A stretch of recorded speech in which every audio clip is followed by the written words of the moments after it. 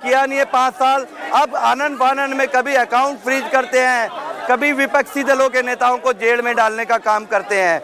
आप देखो पूरे 5 साल में ऐसी माहौल बन चुका है, लोग सवाल पूछ रहे हैं हमें रोजगार क्यों नहीं मिला। जब बिहार में 2.5 लाख रोजगार तेजस्वी यादव दे सकता है, तो आपने हर साल 2 करोड़ रोजगार का वादा किया था, क्यों 2 करोड़ रोजगार नहीं दी हमें।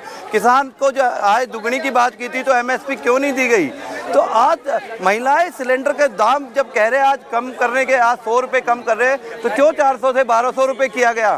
क्यों पेट्रोल के दाम आज 2 रुपये कम होते हैं तो मीडिया बखान कर रही है, बहुत ही ब्रेकिंग न्यूज हो गई, बहुत तेल के दाम घटा दिए 2 रुपये घटाने पे भी। लेकिन जो ये अकाउंट सीज किए गए हैं, ये उनका पेनल्टी का मामला है जो 14 लाख सॉरी। देखो हम कानूनी प्रक्रिया पे कोई सवाल नहीं उठा, लेकिन जब चुनाव का दौर आ गया है, घोषणा हो चुकी है, नॉमिनेशन चालू है, तभी अकाउंट फ्रीज किया जाए। किसी भी तरह विपक्ष चुनाव ऐसे से भी तंग किया जाए, कानूनी तौर पे भी उन्हें तंग किया जाए, तो ये विपक्ष को अब डराने धमकाने का एक हथकंडा चलाया हुआ है। मैं ये बता रहा हूँ कि सरकार डर चुकी है, उनके पास देने के लिए जनता को जवाब कुछ है नहीं। तो आज जब घबराहट में इनको लग रहा है कि हम हार की तरफ बढ़ रहे हैं, तो ये या तो हिंदू मुस्लिम की तरफ बढ़ रहे हैं, वो भी इनका नहीं चल रहा है, ना कोई और मुद्दे चल रहे हैं। तो आज ये सिर्फ विपक्ष को परेशान कर रहे हैं। कांग्रेस कैसे लड़ेगी जिस तरह से अकाउंट सीज कर दिए 24 का चुनाव? देखो कांग्रेस की जनता की जो आवाज आपको दिख रही है, हुजूम, ये आवाज लगातार हम 5 साल से उठा रहे हैं, अब भी उठा रहे हैं।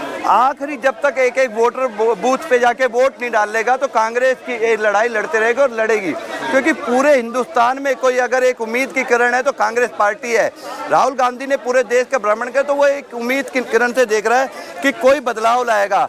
तो कांग्रेस के बगैर तो कोई सरकार संभव है नहीं। तो इसलिए पूरा विपक्ष उसी की तरफ नजर। लेकिन राहुल गांधी कह रहे हैं कि तानाशाह जो है मरा हुआ लोकतंत्र चाहता है, डरा हुआ तानाशाह मरा हुआ। जब आप लोकतंत्र से जीत नहीं पा रहे, जनता आपको वोट नहीं दे रहे, आपने कोई काम किए नहीं है, किसान, महिला, मजदूर, युवा सब आपसे परेशान और आपके खिलाफ है, तो उनके पास एक ही चारा बचता है कि विपक्ष को जेल के अंदर डाल दीजिए। और हमारी तानाशाही है, जब विपक्ष जेल के अंदर होगा, अपनी आवाज नहीं उठा पाएगा, तो सीधा जो है पक्ष लड़ेगा और वो जीत जाएगा। तो अब इनके पास एक ही हथियार बचा है, विपक्ष को डराओ, धमकाओ, जेल में डालो, इनको अकाउंट खाते सीज कर दो, जिससे कि जो इनके पास विपक्ष के एक चेहरा बन के बाहर ना आए, ना अपनी आवाज उठा सके और ये आराम से चुनाव जीत जाए। लेकिन ये होने वाला नहीं है। 2024 में बदलाव होगा और एक नई सरकार होगी, युवा प्रधानमंत्री होगा जिसने पूरे देश की आवाज़ सुनी है, भ्रमण किया है, युवाओं की, महिलाओं की, गरीबों की आवाज़ सुनी है, तो वही प्रधानमंत्री के। और वो देश में आज एक ही व्यक्ति है, राहुल गांधी, जो पूरे देश में गरीबों की, महिलाओं की, किसानों की आवाज़ सुन रहा है, बात सुन रहा है। पर वो तो कह रहे हैं 400 सीट लाएंगे, तो फिर वो कैसे दावा? देखो 400 सीट का ये इन्होंने हरियाणा में 75 पार का नारा दिया था, और जब हकीकत में जब वोट डले और उसके बाद परिणाम आए तो उनकी 40 सीटें भी नहीं आई। तो जो 400 सीटों का नारा दे रहे हैं, तो जब रिजल्ट आएंगे तो आप देखना ये 150 भी पार नहीं कर पाएंगे। तो जब भी आप सारे चुनाव दे, जब भी ये जो नारा देते हैं तो उसका 50% इनको उम्मीद होती है, तो इसलिए डबल अपना नारा कर देते हैं। तो पिछले भी चुनावों में देखा भारतीय जनता पार्टी की क्या दशा हुई है, हर राज्य में इनको जो उम्मीद लगा के बैठते हैं उससे आधी भी इनका समर्थन नहीं मिलता। तो अब युवा तैयार है वोट देने के लिए, महिलाएं तैयार हैं, किसान तैयार है, मजदूर तैयार है। आज बैठे सब सड़कों पे बैठे, किसी को कुछ 5 साल में मिला नहीं है। आज उनके पास वक्त आया परिवर्तन का।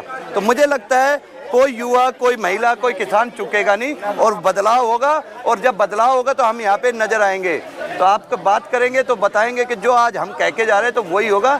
ये 150 का आंकड़ा पार करने वाले नहीं है, तभी एक एक सीटों पे लड़ाई कर रहे हैं, सबको तोड़ने का, जेल में डालने का, जो धमका रहे ईडी से, सीबीआई से, किसी भी तरह धमकाने का काम कर रहे हैं। लेकिन कांग्रेस पार्टी निडर है, डरने वाली है नहीं, हर मोर्चे पे इनसे लड़ाई लड़ेगी, इनका कहीं खाता खुलने वाला नहीं है। अब बताइए, साउथ में पिछली बार भी 0 थे, इस बार भी 0 है, पश्चिम बंगाल में 0 है, बिहार में 0 है, महाराष्ट्र में 0, कहाँ से 400 पार लाएंगे ये, मुझे बता दीजिए।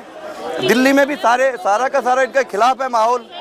तो ये घबरा चुकी है मोदी सरकार, आनंद फानन घबराहट में ये कदम उठा रही है, किसी को जेल डालना, किसी के खाते फ्रीज करना, किसानों के सामने उनकी मांगों से मतलब ये प्रस्त हो चुकी है, इनका मांग जो बात थी वो उठा नहीं पा रही है।